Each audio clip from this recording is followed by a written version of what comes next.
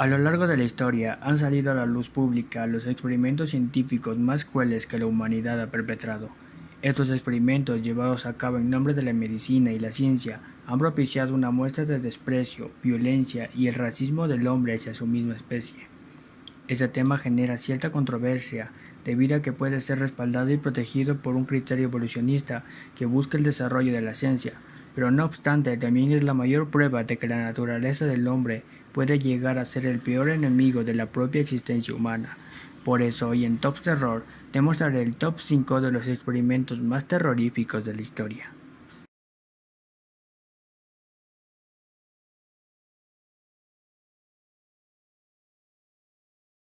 El Escuadrón 731 fue la división del ejército japonés durante la Segunda Guerra Mundial,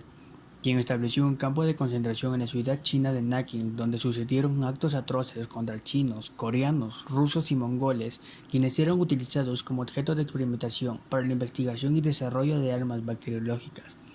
Fue el teniente general Shiro Ishii quien planeó y llevó a cabo macabros actos contra los marutas, como los llamaba así a los rehenes enemigos por considerarlos como material para experimentación. Como un contraataque a la propaganda comunista, los crímenes cometidos por el Escuadrón 731 son considerados como los más terribles de la historia. Entre muchos de los crímenes del Escuadrón 731 estaba el experimento contra extranjeros y chinos, y además el encierro a civiles en fosas comunes infectadas de cólera, parásitos, peste bubónica, tuberculosis, tifoidea, y entre otros males, con el fin de observar el comportamiento humano ante estas enfermedades. Entre las más crueles está la disección de personas aún con vida, el desmembramiento a través de congelar partes del cuerpo y después pasarlas por agua caliente, colocar a las personas en cruces de madera para realizar con ellas pruebas explosivas y la exposición de las víctimas a distintos tipos de gases venenosos en cámaras de presión.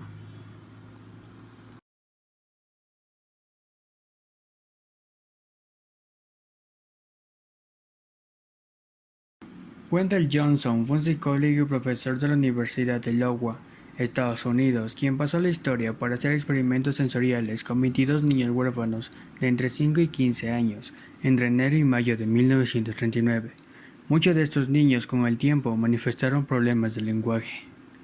Este es uno de los casos que fue también conocido como el estudio monstruoso, que consistió en la selección de 256 niños, por medio de una entrevista, de los cuales se seleccionaron 10 que presentaran tartamudez y otros 12 que no tuvieran ningún problema con el habla. Mary Tudor, una alumna del psicólogo, fue la encargada del experimento, quien primero dividió el grupo en dos partes. Con el primer grupo, Tudor se comunicaba positivamente y hacía que estos niños hablaran y desarrollaran su discurso con fluidez, mientras que con el segundo grupo se comunicaba de forma negativa, los humillaba, ridiculizaba, hasta los acusaba de pronunciar incorrectamente. Muchos de los menores del segundo grupo que recibieron el llamado tratamiento negativo reforzado sufrieron lesiones psicológicas en el lenguaje para toda la vida. A pesar de que se intentó mantener el experimento en secreto para proteger la reputación del profesor, en el año de 2001 la Universidad de Iowa ofreció una disculpa pública a la comunidad, y actualmente la universidad tiene disponible en su biblioteca la tesis de esta investigación.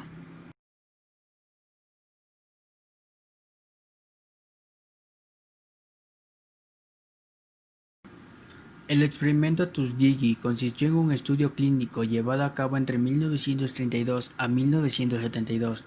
en Alabama, principalmente respaldado por el Servicio Público de Salud de los Estados Unidos. Con la sífilis como una pandemia presente en esa época, las comunidades del sur de Estados Unidos autorizaron la creación de un programa para el tratamiento de esta enfermedad en el Hospital de Tuskegee, una clínica que solo atendería a personas de raza negra. Para alcanzar este objetivo de este estudio fueron seleccionados 400 varones de raza negra infectados de sífilis y 200 hombres de buen estado de salud, con el fin de comparar el avance de esta enfermedad. Con respecto al grupo de los infectados, nunca se les ofreció alguna explicación de lo que padecían, ni mucho menos se les aplicó algún tipo de antibiótico. Más tarde, como resultado de este experimento y con la llegada del uso de la penicilina en 1942, los médicos demostraron que sin este antibiótico, la esperanza de vida de la persona infectada se reducía a un 20%.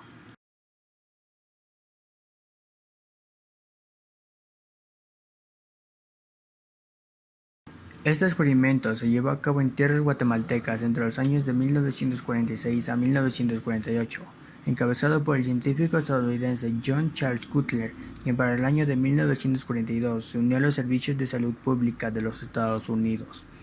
Este experimento fue respaldado por el gobierno de Estados Unidos, que consistía en infectar de sífilis a más de 500,000 guatemaltecos. Entre estos estaban enfermos psiquiátricos, presos, prostitutas, soldados, ancianos y niños huérfanos. Las víctimas no tenían idea de haber sido infectados de sífilis y una vez contagiados, los médicos les suministraban una serie de drogas y químicos para probar si era posible evitar la propagación y el desarrollo de esta enfermedad. Incluso hay evidencia de que algunos médicos pagaban a las víctimas para que tuvieran relaciones sexuales con las prostitutas infectadas y otras veces provocaban una herida en el pene de la persona para luego rociarle cultivos de bacterias de sífilis con el fin de que éste se contagiara.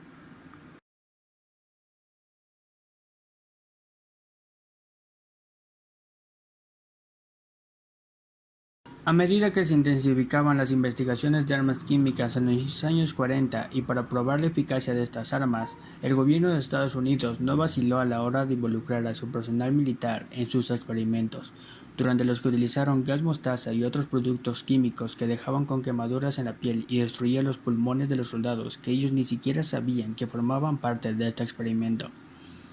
Como una práctica que imitaría a la Alemania nazi, encerraban a los soldados en cámaras de gas para probar máscaras antigas y ropas de protección.